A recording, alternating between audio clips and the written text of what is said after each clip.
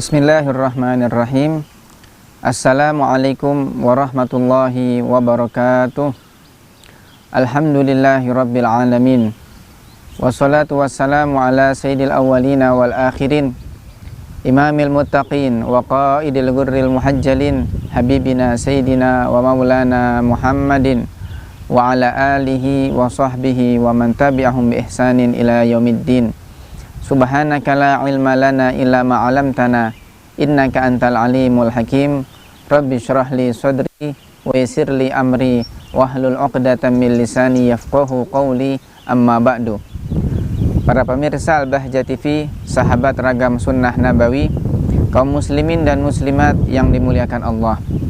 Alhamdulillah, pada kesempatan kali ini kembali kita bisa bersama-sama mempelajari dan mengenal tentang sunnah-sunnah Nabi Muhammad SAW yang insya Allah akan kami rangkum dalam program Ragam Sunnah Nabawi. Kami persilakan kepada para sahabat yang ingin bertanya tentang kesunahan-kesunahan Nabi. Assalamualaikum warahmatullahi wabarakatuh. Nama saya Ahmad. Mohon izin untuk bertanya Pak Ustadz, bagaimana kesunahan ketika kita berada di dalam rumah? Terima kasih atas jawabannya Pak Ustadz. Baik, terima kasih kami sampaikan kepada sahabat yang telah menyampaikan pertanyaannya tentang bagaimana kesunahan Nabi saat di dalam rumah. Di episode Ragam Sunnah sebelumnya, kita sudah banyak membahas tentang kesunahan saat masuk dan keluar rumah. Pada episode tersebut kami jelaskan tentang doa ketika masuk rumah, keluar rumah, cara melangkah kakinya, dan seterusnya.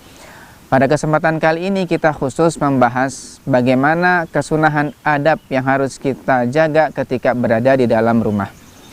Tentunya kita berharap rumah kita adalah surga bagi kita. Baiti jannati, rumahku adalah surgaku. Maka bagaimana agar kita bisa menciptakan surga di dalam rumah kita? Kebahagiaan, kesenangan, keindahan di dalam rumah tidak tergantung dengan mewahnya perabotan rumah. Akan tetapi keindahan tersebut bisa kita hadirkan dalam diri kita sendiri. Maka kita harus memperhatikan, kita harus menjaga apa saja adab-adab yang harus kita perhatikan ketika di dalam rumah. Di antaranya adalah yang pertama, perbaiki hubungan kita dengan Allah Subhanahu wa Ta'ala. Artinya berdamailah kita dengan Allah. Urusan kewajiban kita laksanakan, jangan ditinggalkan, khususnya masalah sholat 5 waktu. Dan kita ajak orang-orang yang ada di rumah, pasangan kita, kemudian anak istri, orang tua, saudara, semua yang ada di dalam rumah, mereka semua harus bisa melaksanakan kewajiban-kewajiban Allah Subhanahu wa Ta'ala. Kemudian juga hidupkan rumah kita dengan zikrullah, dengan membaca Al-Quran, sholawat kepada baginda Nabi besar Muhammad SAW. Menghidupkan rumah dengan zikir, dengan tilawatul Quran, bukan hanya disetel MP3, zikiran, qasidahan, atau tilawah Quran, tapi orang rumahnya, penghuni rumah yang harus menghidupkan dengan lisan mereka, rumah mereka dengan zikrullah. Mungkin ada sebagian orang yang mereka mengira menghidupkan rumah dengan zikir hanya menyetel zikiran lewat MP3 musiknya, tilawah Quran, tapi ternyata mereka dalam rumah ada yang tidak sholat, di dalam rumah ada yang melakukan kemungkaran. Ini bukan menghidupkan rumah dengan zikrullah namanya. Tapi penghuni rumahlah yang harus bisa menghidupkan suasananya menjadi suasana yang penuh dengan kebaikan-kebaikan. Kemudian di antara adab berikutnya juga, agar rumah kita adem, bahagia, penuh dengan keindahan, biasakan penghuni rumah untuk mengamalkan sunnah-sunnah Nabi Muhammad SAW. Dimulai dari anak-anak kita, pasangan kita, hal-hal yang ringan, sunnah-sunnah Nabi yang ringan diamalkan, dipraktekkan. Insya Allah rumahnya menjadi rumah yang penuh dengan keberkahan. Alangkah bahagia sahibul bait, tuan rumah, yang bisa menjadikan rumahnya sebagai tempat untuk majelis misalnya, entah mingguan atau bulanan. Disitulah akan turun rahmat dari Allah Subhanahu wa Ta'ala. Para pemirsa Al-Bahjah TV, sahabat ragam sunnah nabawi yang dimuliakan Allah, setelah kita bisa membenahi urusan antara kita dengan Allah Ta'ala, maka selanjutnya kita benahi urusan kita dengan sesama. Artinya secara zahir kita perbaiki urusan kita dengan sesama, dengan anggota keluarga, dengan penghuni rumah, termasuk dengan para tetangga. Ya, dijaga hati kita.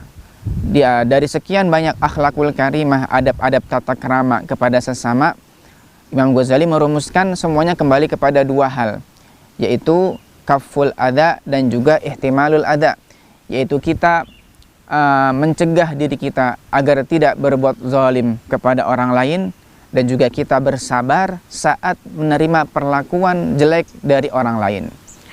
Mungkin banyak orang yang lulus ketika dia bisa menahan dirinya untuk tidak berbuat zalim, berusaha berbuat baik kepada orang lain, membantu orang. Ada anggota keluarga di rumah yang sedang sakit, dia memberikan perhatiannya. Tapi berapa banyak orang yang gagal ketika dia tidak bisa mengontrol dirinya saat ada orang lain yang berbuat zalim kepadanya. Dia emosi, dia marah, sampai membenci dan seterusnya. Maka dari itu, selain kita menjaga hubungan kita dengan Allah, memperbaiki urusan kita dengannya, masalah kewajiban, kesunahan, zikrullah dan lain sebagainya, kita juga harus bisa menata hati kita, jangan sampai kita berbuat zalim kepada sesama. Dan bersabar. Ya, saat kita menerima perlakuan yang tidak baik, kita bersabar supaya apa? Supaya tentunya kita tidak sumpek. Karena kalau kita terus-terusan memendam dendam di dalam hati kita, kebencian di hati kita kepada sesama, sungguh tidak akan indah hari-hari kita ketika di dalam rumah. Sahabat Ragam Sunnah Nabawi, pemirsa Al-Bahjah TV dimanapun anda berada yang dimuliakan Allah Subhanahu wa Ta'ala, itulah beberapa hal yang harus kita jaga saat di dalam rumah. Ya, anak-anak kita biasakan mengaji, jadi kita buat aktivitas rutinan, misalnya mungkin habis maghrib, mungkin selepas subuh, pokoknya ada kebiasaan yang harus dihidupkan ketika di dalam rumah untuk sama-sama tadarus Al-Quran. Ya, walaupun sama-sama belajar, misalnya seorang ayah, seorang ibu nggak bisa, belum lancar baca Al-Quran, minimal mereka semuanya ada keinginan untuk bisa menghidupkan rumahnya mereka dengan tilawatul Quran. Jadi bukan hanya menghidupkan dengan lantunan yang disetel di MP3, tidak, tapi juga mereka sendirilah yang menghidupkan rumahnya dengan zikrullah. Itulah keindahan yang insya Allah akan tercipta di dalam rumah. Ya, muqaddimah insya Allah bahagia nanti di surganya Allah Subhanahu wa Ta'ala. Wallahu a'lam bishawab.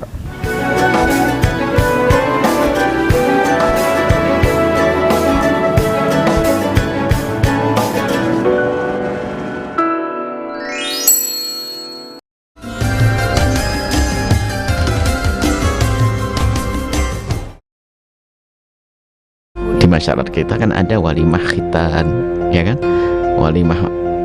walimatus safar, haji. Itu sebenarnya ada sandarannya dari para ulama, khususnya madhab Imam Syafi'i, dalam mendefinisikan tentang walimah, makanan yang hidangkan untuk sebuah kegembiraan.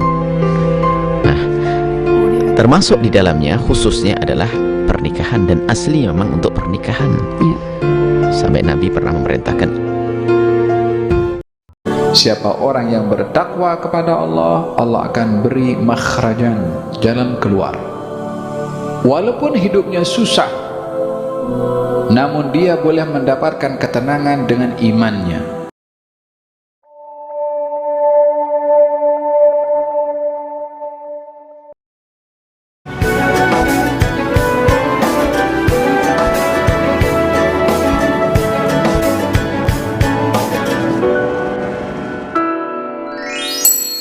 Para pemirsa Al-Bahjah TV, sahabat Ragam Sunnah Nabawi, kaum muslimin dan muslimat yang dimuliakan Allah, kembali kami persilahkan kepada sahabat yang ingin bertanya seputar sunnah-sunnah Nabi.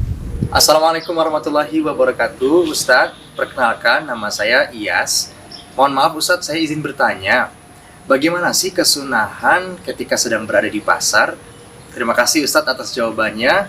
Wassalamualaikum warahmatullahi wabarakatuh. Baik, terima kasih kami ucapkan kepada sahabat yang telah menyampaikan pertanyaannya terkait tentang apa saja kesunahan saat di pasar.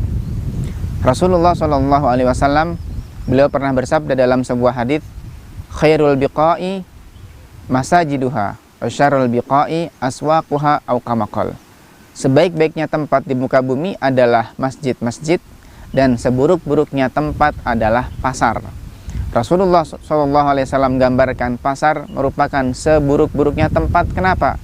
Karena di pasar umumnya di situ ada penipuan, banyak penipuan, kebohongan, ada kalimat-kalimat yang terucap yang haram, kemudian ada campur aduk antara laki-laki dan perempuan yang bukan mahramnya, dan masih banyak hal-hal keburukan yang banyak terjadi di pasar.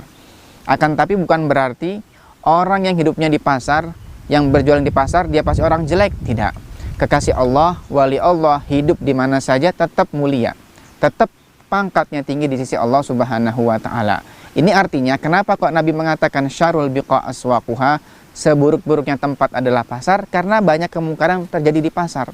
Oleh karena itu, dan kita nggak bisa lepas dari pasar. Kita punya hajat pergi ke pasar, beli sesuatu untuk berbelanja. Lalu apa saja yang harus kita jaga? Adab-adabnya, kesunahan-kesunahannya, sehingga kalaupun kita terdesak butuh untuk pergi ke pasar, tetap kita bisa mendapatkan ridho Allah Subhanahu wa Ta'ala. Di antaranya adalah saat kita pergi ke pasar, saat masuk pasar, Rasulullah SAW mengajarkan sebuah doa. Dalam sabdanya beliau mengatakan, man qala fi suqin, barang siapa yang berdoa ketika masuk pasar, la ilaha illallah wahdahu la syarikalah, lahul mulku wa lahul hamdu biyadihil khair yuhyi wa yumitu wa huwa ala kulli syai'in qadir. Jadi yang mengatakan zikiran tersebut, la ilaha illallah wahdahu la syarikalah, lahul mulku wa lahul hamdu biyadihil khairu yuhyi wa yumitu wa huwa ala kulli syai'in qadir, mengucapkan kalimat tersebut ketika masuk pasar, kataballahu biha alfi hasanatin, Allah akan mencatat baginya 1.000.000 kebaikan. Wa maha anhu alfi sayiatin, menghapus darinya 1.000.000 keburukan. Dalam riwayat lain, wa bana lahu baitan fil jannati, dan Allah akan membangunkan untuknya rumah di surga. Ini kita amalkan, masuk pasar maka membaca zikir tersebut. Kemudian di antara adab berikutnya ketika masuk pasar, bagi pembeli atau penjual harus bisa menjaga pandangannya. Artinya jangan sampai melihat kepada sesuatu yang haram. Laki-laki menjaga pandangan untuk jangan sampai melihat kepada perempuan yang bukan mahramnya. Nah, ketika kita di pasar, kita nggak mungkin merem, kita nggak mungkin memejamkan mata, karena kita harus jalan, milih barang dan seterusnya. Lalu bagaimana? Nah, baginda Rasul SAW beliau mengajarkan kepada kita, beliau pernah bersabda kepada Sayyidina Ali bin Abi Thalib, ya Ali, la tutsbi'in nazratan nazrata, wahai Ali, jangan engkau sertakan pandanganmu dengan pandangan yang lain. Lakal ula fa inna lakal ula wala walaysa lakatsani au kama qala. Kamu ketika melihat yang pertama maka tidak dianggap dosa, tapi ketika melihat yang kedua kalinya, kembali melihat yang kedua kalinya, disitulah nanti ada dosa untukmu. Jadi Allah Maha Karim, Allah Ta'ala Maha Pengampun. Ketika kita melihat sesuatu yang haram bukan karena disengaja, maka tidak ditulis sebagai perbuatan dosa. Yang penting jangan dilanjutkan. Artinya begitu kita jatuh pandangan kita kepada sesuatu yang haram, segera kita palingkan kepada pandangan yang lain yang sekiranya tidak haram. Para sahabat Ragam Sunnah Nabawi, pemirsa Al-Bahjah TV dimanapun Anda berada, kemudian adab berikutnya ketika di pasar, ini khusus bagi para penjual. Bagi para penjual yang berdagang, berniaga di pasar, hendaknya mereka untuk bisa senantiasa jujur, tidak berkata dusta dengan ucapannya hanya demi mempromosikan barang dagangannya. Ya, al-bai'ani bil khiyari ma lam yatafarraqa, kata Nabi, kedua orang yang saling transaksi mereka punya hak khiyar selama mereka tidak berpisah. Fa in sadaqa wa bayyana burika lahuma fi bai'ihima, apabila keduanya mereka jujur dan menjelaskan hakikat barangnya, maka akan diberikan keberkahan kepada mereka. Tapi fa in katama wa kadzaba, apabila keduanya berdusta dan menyembunyikan aib, maka muhiqat lahuma al-barakah, akan dihapus bagi keduanya keberkahan. Suatu ketika Nabi SAW beliau pernah masuk ke dalam pasar. Beliau melihat seorang pedagang yang berjualan buah-buahan dengan tumpukan keranjang yang berisi buah. Lalu Nabi memasukkan tangan mulia beliau ke dalam tumpukan buah. ternyata di situ ada buahan yang hampir busuk, basah. Nabi berkata kepada si pedagang, kenapa kamu tidak taruh di atas? Kenapa basahan ini, kata Nabi. Kata si penjual, ya Rasulullah, ini terkena air hujan. Kata Nabi, kenapa kamu nggak taruh di atas ini barang dagangan? Man ghasyana falaysa minna. Barang siapa yang berdusta, maka bukan dari golongan kami. Jadi kita tiru bagaimana cara berdagang baginda Nabi SAW, yaitu dengan kejujuran. Ya, kisahnya Nabi ketika sebelum diangkat menjadi Rasul, beliau diamanati barang dagangan Sayyidah Khadijah bersama budak beliau, budak laki-laki beliau, Maisarah, ketika berdagang di kota Syam. Berkat kejujuran baginda Nabi ternyata mendatangkan keuntungan yang sangat banyak. Memang demikian faktanya, ya, para orang-orang sukses mereka mengatakan bahwasanya kunci keberhasilan meraih keuntungan besar adalah di kejujuran.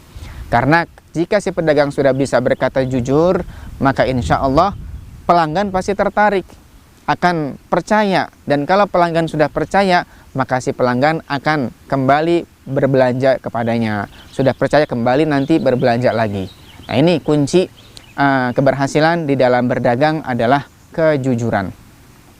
Kemudian berikutnya, para sahabat ragam sunnah nabawi, kesunahan khusus bagi keduanya, bagi pedagang ataupun pembeli, yaitu ketika saling tawar-menawar harga, tidak usah saling otot-ototan. Artinya salinglah mereka ini memaafkan. Toleransinya harus lebih lagi. Dalam sabdanya Rasulullah SAW, beliau mengatakan, rahimallahu imra'an samhan idza ba'a samhan idza ishtara. Allah Ta'ala merahmati seseorang yang dia ketika membeli dia toleransi, artinya dia tidak menyulitkan si pedagang. Allah juga merahmati si pedagang yang dia tidak menyulitkan pembeli ketika membeli. Artinya seperti ini, misalnya seorang pembeli ketika membeli di pasar tawar-menawar harga, sudah nggak apa-apa, sekian lah. Jadi si pembeli merelakan. Si pembeli merelakan dengan harga yang sudah ditentukan oleh si penjual. Ini namanya samhan idza ishtara. Niatkan ketika itu kita ini ingin bersedekah secara sir, sedekah sembunyi. Dan sedekah sir, kata Nabi, adalah sedekah sirri tudfi'u ghadabar rabb. Sedekah sir bisa memadamkan amarahnya Allah Subhanahu wa Ta'ala. Jadi sedekah sir ini sedekah rahasia yang tidak diketahui bahkan oleh orang yang kita berikan. Jadi pembeli ketika tawar-menawar harga, lalu dia merelakan, ya sudahlah sekian, nggak apa-apa. Niat sedekah sir ada nilai pahala. Karena si penjual nggak tahu, ya kan, dikiranya ini bukan sedekah, tapi niatnya si pembeli ketika itu adalah ingin bersedekah kepada si penjual tadi. Begitupun si penjual ketika tawar-menawar harga, sudahlah merelakan sesuai dengan harga yang telah diminta oleh si pembeli. Niat juga untuk sedekah sir. Ini namanya saling merelakan di dalam tawar-menawar harga. Jika keduanya bisa melakukan hal demikian, maka mendapatkan doa dari Nabi. Rahimallahu imra'an samhan idza ba'a samhan idza ishtara. Allah merahmati seseorang yang saling merelakan masalah harganya, baik ketika menjual ataupun ketika membeli. Baik. Hadir dengan nuansa dan pelayanan yang syar'i, sebagian keuntungan AB Chicken disalurkan untuk kepentingan dakwah. Keramahan, kenyamanan, dan kemudahan adalah bukti pelayanan terbaik untuk Anda. Nikmati sajian menu ayam yang lezat hanya di AB Chicken. AB Chicken, lezat ayamnya, berkah nikmatnya. Seorang manusia atau seseorang akan mendapati gambaran atau untuk contoh yang ideal, yang paling tinggi, paling sempurna dalam setiap sisi dari sisi-sisi kehidupannya yang mulia, sisi-sisi kehidupan yang mulia, sehingga atau agar orang tersebut menjadikan gambaran dari contoh teladan yang mulia tersebut sebagai dustur, peraturan, pedoman, yatamassaku bi, yang dia pegangi, wa yasiru alai, dan dia jalankan. Agispen, toko cat terlengkap dan termurah di Majalengka, menyediakan berbagai jenis cat dengan segala macam merek dan kualitas, mulai dari cat mobil, cat besi, cat kayu, hingga cat tembok. Mau harga grosir dan ecer, semua bisa. Setiap keuntungan dari penjualan di toko Agispen disalurkan untuk infak dan sedekah. Percayakan urusan warna cat Anda pada kami. Agispen, toko cat serba ada. Persembahan dari Agis Group. Hati-hati khususnya anak-anakku perempuan yang soleh, yang cantik-cantik akhlaknya ini. Maka jangan langgar baginda Nabi, jangan langgar Allah. Sebab apa? Hukuman kadang diberikan di dunia sebelum di akhirat. Mungkin seorang yang melanggar Allah dengan dandanan macam-macam, dia sempat mendapatkan laki-laki yang diinginkan dengan fisik yang sempurna, tapi akhlaknya mungkin tidak sempurna. Mungkin perilakunya pun menyakitkannya. Karena apa? Dia memancing dengan cara yang dimurkai oleh Allah.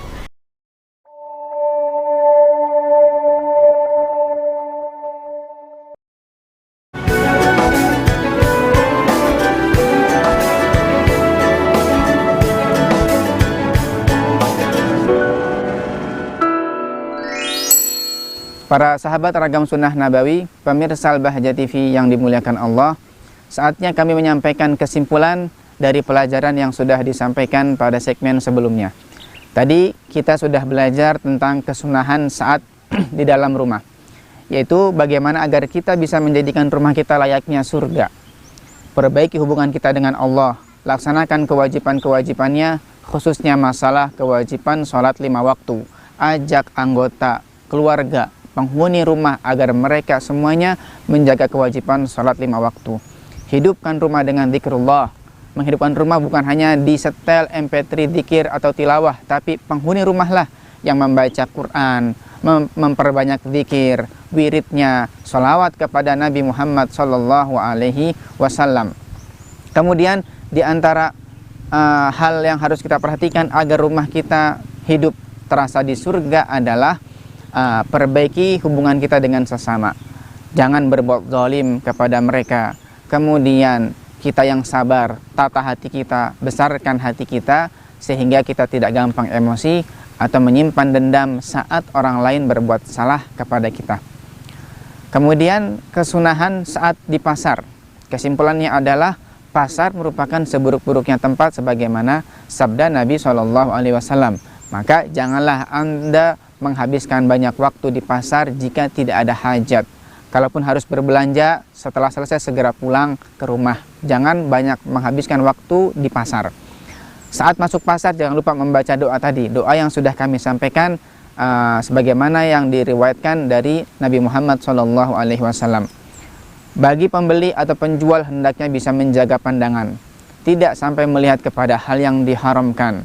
Kemudian bagi pedagang hendaklah jujur di dalam ucapannya, di dalam timbangannya, jangan mengurangi timbangan. Ingat firman Allah dalam Al-Quran, wailul lil mutaffifin, celakalah bagi orang-orang yang mengurangi timbangan, yang curang di dalam timbangannya. Kalau jujur di dalam perdagangannya, maka insya Allah Allah berikan keberkahan. Jadi yang dicari bukan hanya keuntungan dari sisi materi, tapi nilai keberkahannya. Sesuatu yang banyak tapi tidak ada nilai keberkahan, maka tidak akan membawa kebahagiaan. Tapi sesuatu yang sedikit, kalau nilai keberkahannya besar, insya Allah sedikit itulah yang menghantarkan kita kepada kebahagiaan dunia dan akhirat. Kemudian ada berikutnya saat di pasar adalah saling merelakan urusan harga. Jadi samhan idza ba'a samhan idza ishtara, supaya mendapatkan doanya Nabi. Nabi merahmati seorang pedagang yang merelakan ketika ditawar oleh pembeli. Seorang pembeli juga dapat rahmat dari Allah ketika merelakan harganya saat tidak diterima oleh si penjual. Mudah-mudahan Allah berikan keberkahan kepada kita semuanya. Allah jadikan rumah kita rumah surga, rumah yang menghantarkan kebahagiaan, muqaddimah bahagia sampai nanti di surganya Allah Ta'ala. Dan mudah-mudahan Allah mudahkan segala urusan kita, Allah mudahkan urusan rezeki kita dengan rezeki yang halal dan penuh barakah. Allah jaga kita semuanya dari sebab keharaman, dari segala sebab kemaksiatan. Amin ya rabbal alamin. Kami ajak kepada para sahabat semuanya untuk terus mengikuti program Ragam Sunnah Nabawi agar kita bisa terus belajar dan semakin dekat dengan baginda Nabi Muhammad SAW, dengan harapan mudah-mudahan kita kelak dikumpulkan bersama beliau di surganya Allah Subhanahu wa Ta'ala. Amin ya rabbal alamin. Sekian dari kami. Mohon maaf atas segala kekurangan. Hadani Allahu wa iyyakum wal afu minkum. Assalamualaikum warahmatullahi wabarakatuh.